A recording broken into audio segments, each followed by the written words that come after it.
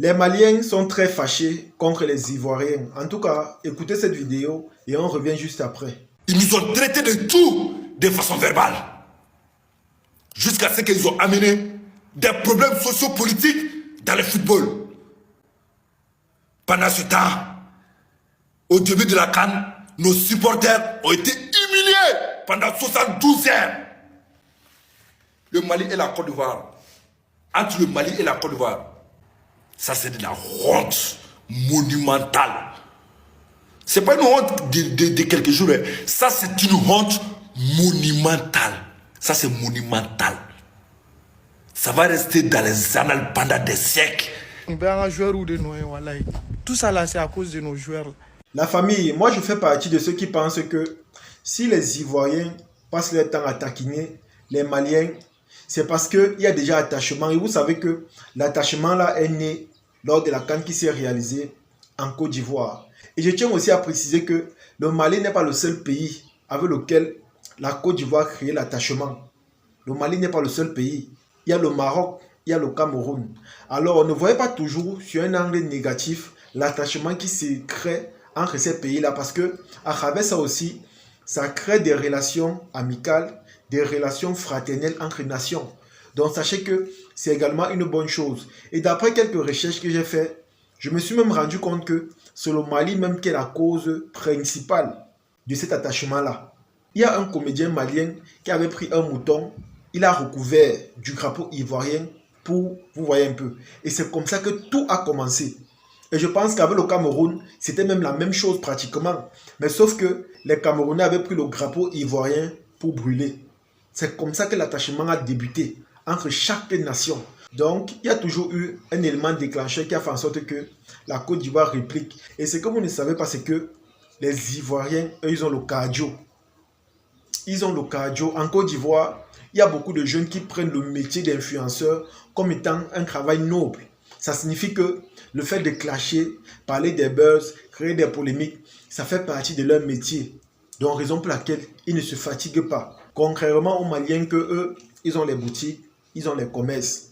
Donc, eux n'ont pas le temps sur les réseaux pour faire des polémiques et tout. Eux n'ont pas ce temps-là.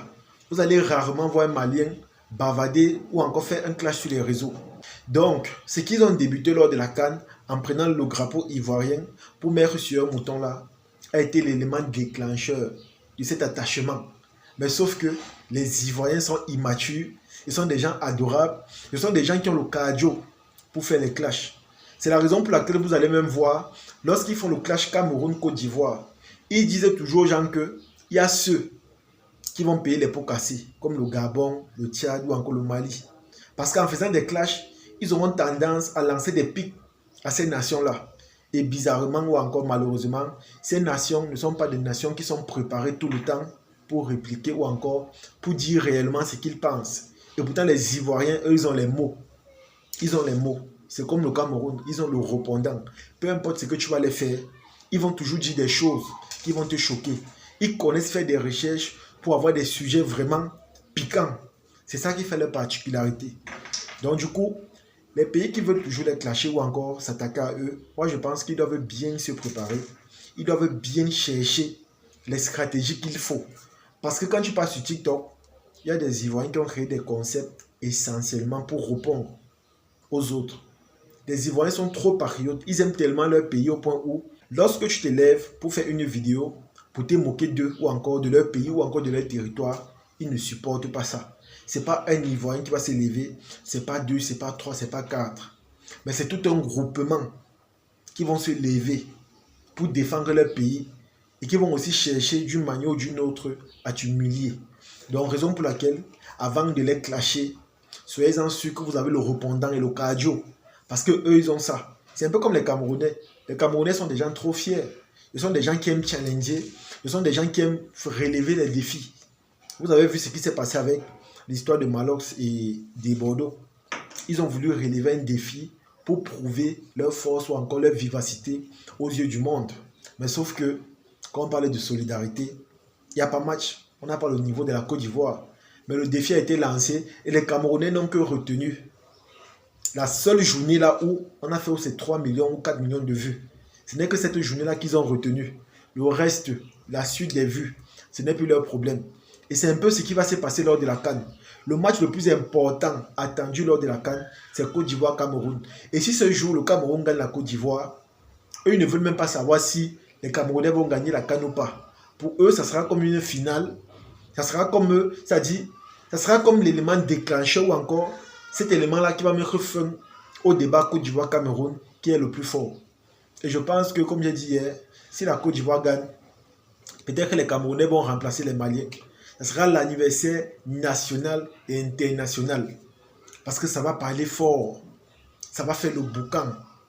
Et de même du côté des Camerounais, peut-être qu'ils ne vont plus jamais oublier cette date. Parce que moi, je sais que les Camerounais ont le cardio. Déjà qu'il y a pour le travail, il y a le chômage. Tout le temps qu'on passe sur Internet. Donc du coup, eux, ils ne peuvent pas s'ennuyer pour répondre aux Ivoiriens. Donc les amis, c'est un peu ça. Donc en gros, c'est un peu pour vous dire quoi. Tous ces pays-là qui veulent toujours lancer des pics à la Côte d'Ivoire. Ce que moi je peux vous dire, c'est que préparez-vous. Préparez-vous parce que le pays en question avec lequel vous voulez toujours faire les clashs là, c'est un pays préparé. C'est un pays qui est debout. C'est un pays qui aime d'abord ça. Ils aiment quand vous venez vers eux parce qu'ils savent qu'ils ont le répondant. Ils savent qu'ils vont vous mettre à votre place. C'est un pays qui ne cherche pas les problèmes. Ils attendent que vous venez à eux. Et dès que vous venez, ils vous montrent que voilà, c'est nous les Ivoiriens. Et nous sommes fiers de l'être. Et je tiens encore à vous préciser, les Ivoiriens sont très patriotes. Ils aiment tellement leur pays. Ils adorent leur pays. Je ne sais pas s'il y a des habitants d'une nation qui aiment leur nation comme les Ivoiriens. Ils sont patriotes au point où, même quand tu passes sur TikTok, tu vois, ils ont créé des concepts pour adorer leur chef d'État, pour adorer le développement, pour adorer la culture, pour adorer tout ce qui se passe là-bas. Pour adorer tout. Donc ce sont des vrais patriotes. Avant de faire des clashs avec eux, rassurez-vous que vous-même vous aimez votre pays.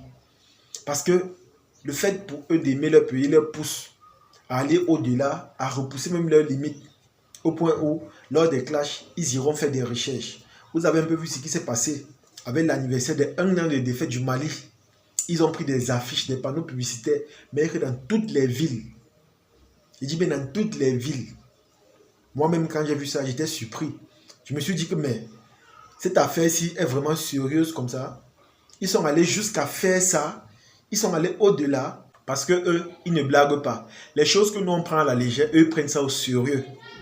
Ils prennent ça au sérieux. Pour eux, c'est important, même s'il faut dépenser. J'ai vu beaucoup de personnes acheter des gâteaux d'anniversaire. J'ai vu d'autres payer des maillots. Imaginez, ils investissent parce que ils veulent défendre le pays en cherchant à humilier l'autre, celui qui a commencé. Donc, comme je vous ai dit, les amis, il faut vraiment aimer son pays, avoir l'amour de sa nation, être patriotique pour faire des choses pareilles. Et c'est un peu ce que la Côte d'Ivoire fait.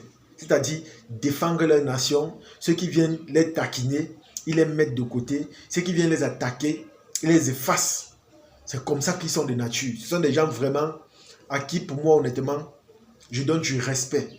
Et je donne du respect parce que moi, je me rends compte qu'ils sont très, très aimables avec leur pays.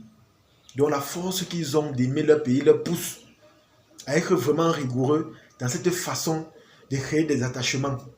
Mais laissez-moi vous dire, il n'y a rien de mauvais avec l'attachement qu'ils créent. Parce que c'est vrai, il y a ceux qui interprètent cela mal, mais ça crée des liens, des attachements. Et c'est comme ça que ça fait en sorte que les relations entre les humains soient beaucoup plus favorables.